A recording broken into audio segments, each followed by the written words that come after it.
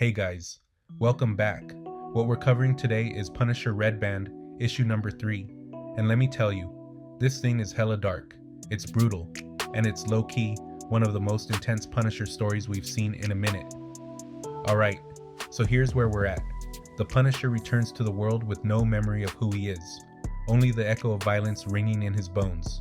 He wakes up on the cold steel of a drug smuggling ship drifting in New York Harbor, surrounded by the aftermath of a massacre he can't remember causing.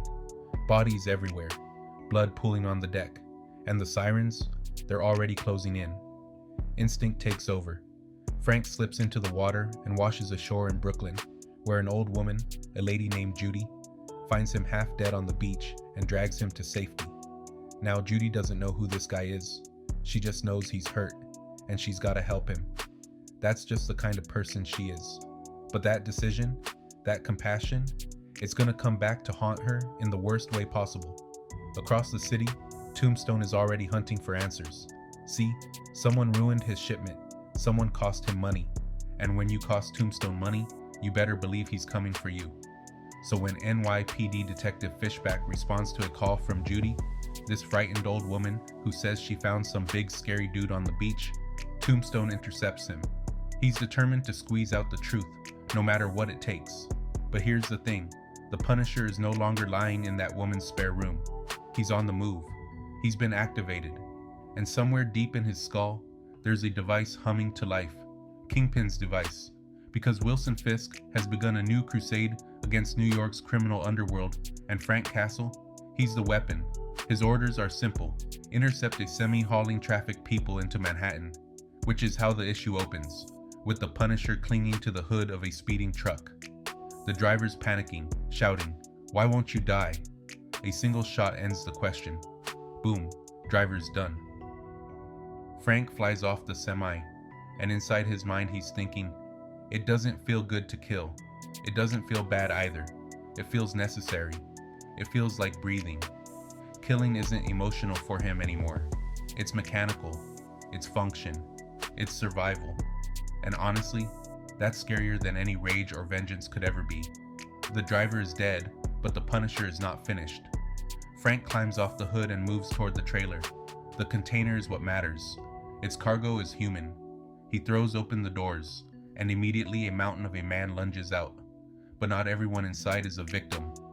This dude is huge and he's roaring curses and spitting threats. He's one of the Celtic sons. He grabs Frank by the collar and says, "Think you're some kind of hero. That it?" Frank's answer? He seizes the man's neck and just tears it open.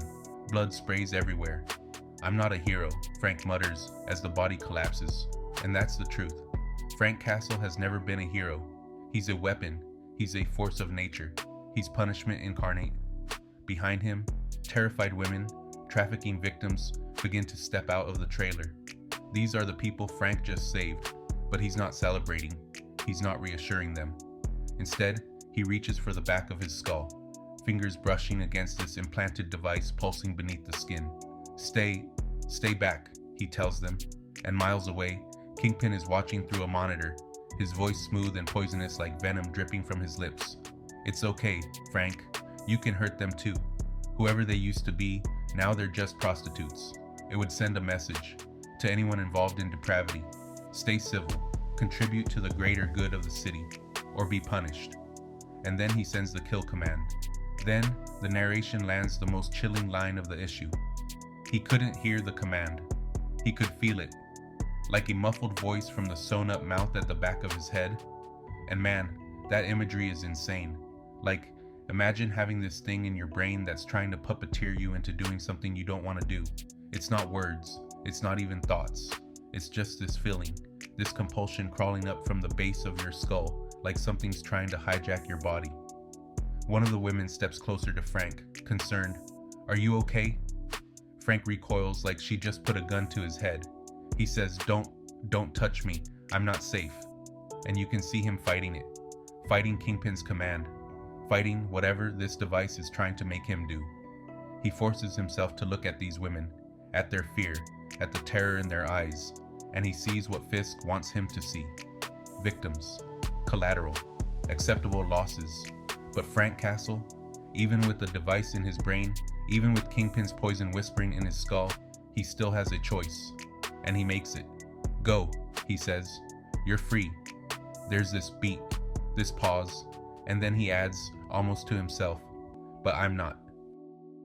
Now the scene shifts, and we gotta talk about what's happening back in Brooklyn, at Judy's small home, the place where she helped Punishers after he washed up in the surf. In Judy's kitchen is Tombstone. He has Detective Fishback strapped to a table in the kitchen, drenched in sweat and blood. Tombstone stands over him with a meat cleaver already slick with red, and several of Fishback's fingers. Fishback screams, "Oh, oh God." His voice cracks under the pain. Tombstone doesn't even flinch. "I'll keep going," he growls. Then he turns to Judy. Detective Fishback here is going to lose his hand next, then his forearm, then his upper arm. Maybe then I'll go for his toes, then his balls. He leans in close to Judy. "And it will be your fault." Judy's sobbing, shaking her head, but Tombstone's relentless. "All you have to do to stop this is tell me. Tell me about the man you found on the shore. Tell me about the man you helped." Fishback screams again as Tombstone brings the cleaver down, severing the remaining fingers. A moment later, he hacks through the wrist entirely. The detective's body convulses. Judy breaks. "He never gave me his name." Tombstone starts with the rapid-fire questions. Was he white? Black? Was he Asian? Hispanic? Was he old? Was he young? His voice rises, completely unhinged. Was he dressed as a clown? What? Judy's stammering. "He was white. He was big. He had black hair. I don't know. I can't remember anything." Tombstone grabs her by the head and forces her to look at Fishback's mutilated arm. And then he drops this line. "I have lost a great deal of money, and I have lost some very good men, and I am owed a debt." Judy's voice shrinks to barely a whisper. "Skull." Tombstone freezes. "What did you say?" "He wore a skull," she says, "on his chest. He was a bad man. He never laid a finger on me, but he scared me worse than you." And there it is, the confirmation Tombstone needed. Hours later, police arrive at Judy's home. They find her and Detective Fishback dead. Tombstone's final punctuation on the interrogation. And that's just, man, that's heavy. Judy tried to help someone, tried to do the right thing, and it got her killed. That's the world Frank Castle operates in. That's the cost of getting involved. Across the city, in this dimly lit control room, Kingpin is watching surveillance feeds with cold irritation. "Don't love how Frank resisted me back there, Micro," he says, and Micro's there, strapped into this torture rig. Kingpin says the Punisher should be no different than a knife or a gun. Aim, he kills. But Micro, even through the pain, tries to reason with him. "Mr. Fisk, please, no machine can run continuously without repair. You need to let him rest. Frank is suffering from severe injuries and fatigue. That goes for me as well." And Kingpin actually considers this. He says, "But the table is set. The criminal networks are all about to go to war against each other. They'll eat each other alive, and we'll clean up the leftovers." But then he nods. "But I see your point. You know Frank better than anyone. That's why you're here." He presses a button. The machine torturing Micro powers down, and Micro slumps forward, finally allowed to sleep. Kingpin watches him with the faintest hint of amusement. "I don't want to run my thoroughbreds into the ground." And that line right there, that tells you everything about how Fisk sees people. Their assets, their tools, their horses to be raced until they're useful, then put out to pasture when they're not. Then we get this flashback, this memory that hits Frank like a ricochet. A dim room, surgical lights, a doctor hunched over a body we recognize only by silhouette. Broad shoulders, scarred skin, the unmistakable shape of a man built for war. The doctor speaks as he works, voice calm, almost reverent. "You were being wasted in Weird World, when you're needed in our world. I've stolen you back here for a simple reason. Purge, a cleanse, a time of punishment." He drills into the back of Frank's skull, bone dust rising like smoke, and he keeps talking, like this is some kind of sermon. "If we promise to punish the wicked, then to be fair, we also must punish ourselves. We'll swallow bullets like pills. We'll allow knives to ease into our veins like syringes. We'll hurt, and the city will heal." He slides a device into the freshly carved hole, something small and metallic. Back in the present, Frank Castle jerks upright, hand flying to the back of his head. The memory's distant, distorted, but it's there. If it is a memory, it is one seen as if through the wrong end of a scope. Far away, warped, but this he can see clearly, and it is like walking around inside his own skull. He's standing inside one of his old stash houses now. Dust hangs in the air, the scent of gun oil clings to everything, and something glints above a workbench. Sparkles, something familiar, dog tags. He lifts them, metal cold against his fingers. And now he knows his name, Frank Castle. Man, that moment right there, when Frank remembers who he is, that's the crucial moment, because up until now, he's been operating on pure instinct, pure muscle memory. But now he knows, and that changes everything. At NYPD headquarters, Detective Pluto is addressing a room full of officers. She says, "We've reached a boiling point.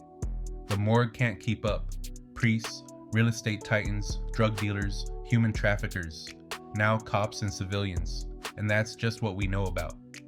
There's more than one player in all this," she continues, "but there's one person we know for sure is involved. This footage was pulled from an officer responding to a fire on a fishing vessel in the bay. Not the best quality, but we cleaned it up the best we could." The silhouette becomes unmistakable. That skull, that stance, that presence. I'd say it's a wannabe, except for the level of destruction we're dealing with. She exhales. "I think we have to assume the worst. The Punisher is back." Across town, an ambulance crew is taking a breather outside a gas station. One EMT grimaces after a sip. "This coffee tastes like piss. Long as it's got caffeine, I'm happy," the other says. "Things have been nuts lately. Yeah, I think that means we're owed a quiet night." Then he notices something blinking on the dashboard. "Yo, what is that?" A soft beep answers him.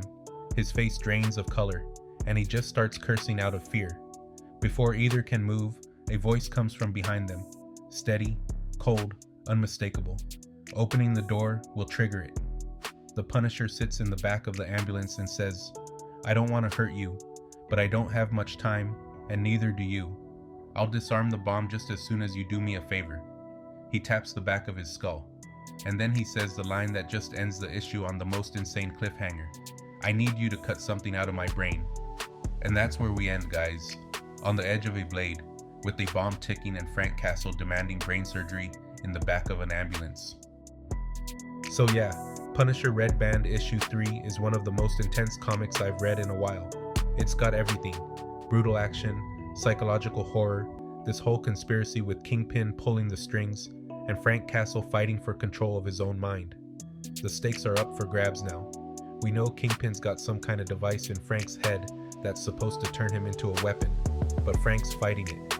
He's still got that core of who he is, that part that won't cross certain lines, even when he's being commanded to. Drop your thoughts in the comments. Do you think Frank's gonna figure out he's being played? And is Kingpin underestimating Frank's willpower? Or is Frank underestimating how deep Fisk's plan goes? Let me know down below. We'll be picking up more on this story as the series continues, so be sure to like and subscribe and hit that notification bell so you don't miss another breakdown. Alright everyone, thank you for watching. I'll catch you on the next breakdown. Stay dope. Peace.